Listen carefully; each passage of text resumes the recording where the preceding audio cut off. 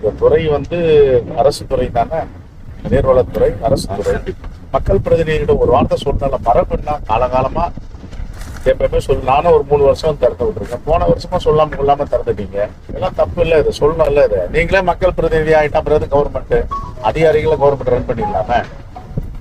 உங்க துறை யார் கட்டுப்பாட்டுல இருக்குன்னு தெரியல. நான் நேற்றுல இருந்து டிவியில 12 பண்ணதை ஓடிக்கிறேன். 4 மணிக்கு திறக்க போறாங்க. பூசணிக்காய் ஓடிக்கிறீங்க, பூஜை போடுறீங்க, தேங்காய் ஓடிக்கிறீங்க. மக்கள் பிரதிநிதிக்கு ஒரு சேர்மன் இருக்காரு, இங்க ஒரு ஒன்றிய செயலாளர் இருக்காரு, ஒரு எம்எல்ஏ எம்பி இருக்காங்க. ஒரு வார்த்தை சொன்னா என்ன கெட்டு போயிடும் உங்களுக்கு? அவ்வளவு பிரஸ்டேஜ். இவங்க எல்லாம் திறக்க கூடாது, தண்ணிய இவங்க எல்லாம் தொடக்கூடாது, ஏறி பிடிச்சு போய் கிடையாதுங்க அந்த துறை. ஒரு அயோக்கிய பேங்க் பொதுப்பணி தலைவன் உட்காந்துருக்கான். இப்பதான் அந்த சாதி வரியில இருந்து மீண்டு வாங்கணும்னு தெரியும். அவங்க தான் சொல்லுவாங்க, எம்பிக்காக சொல்லலாம், மந்திரிக்காக சொல்லலாம். மந்திரிக்கா சொல்றது, லோக்கல் மினிஸ்டரும் சொல்றது இல்லை. செம்பாலப்பாக்கம் ஏரி திறப்படி வச்சு வந்து மக்களின் பிரதிநிதியா செல்வ பெருந்தகை வந்து சாதியின் ரீதியில வந்து அழைப்பு எடுக்கலாம்னு சொல்லிட்டு அதிகாரிங்க சொல்றாங்க அழைப்பு எடுக்கலாம்னு சொல்லிட்டு. நீர்வளத்துறை வந்து முதல்ல ஒரு செல்வ பெருந்தகை போன்ற ஒரு அரசியல் கட்சி தலைவர் இப்படி சொன்னதுக்காக நான் வருத்தப்படுறேன். பொதுவாக உண்மை என்ன தெரிஞ்சு பேசணும். பருவமழை மூடி மறுபடியும் பருவ துவக்கப்படாத அரசியல் மேட்டூர் டேம் திறந்து நிரம்பியிருந்தால்தான் சீஃப் மினிஸ்டர் வந்து திறப்பார்.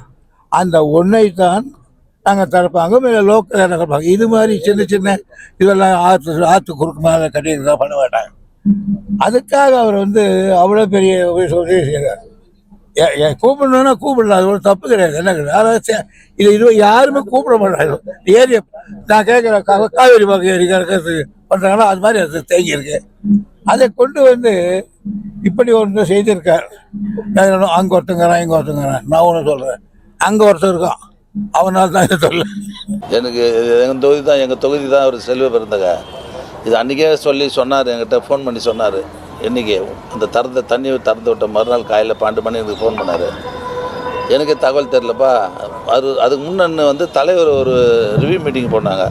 அப்போ எந்தெந்த ஏரியில் எவ்வளோ தண்ணி இருக்குதுன்னு போது அதை பார்த்து நிலைமைக்கு ஏற்ற மாதிரி திறந்து விட்டோன்னு தலைவர் தான் சொல்லியிருக்கிறார். அதை நம்பி தான் நம்ம அதிகாரி திறந்துட்டாங்க. அது கூட அதிகமாக திறக்கல, 100 அடி தான். அதை நான் சொன்னேன், அது ஒன்றும் பெரிய விவகாரம் இல்லை, எனக்கே தெரியல அப்படின்னு சொன்னேன். அதில் இதுவாகிடுச்சு.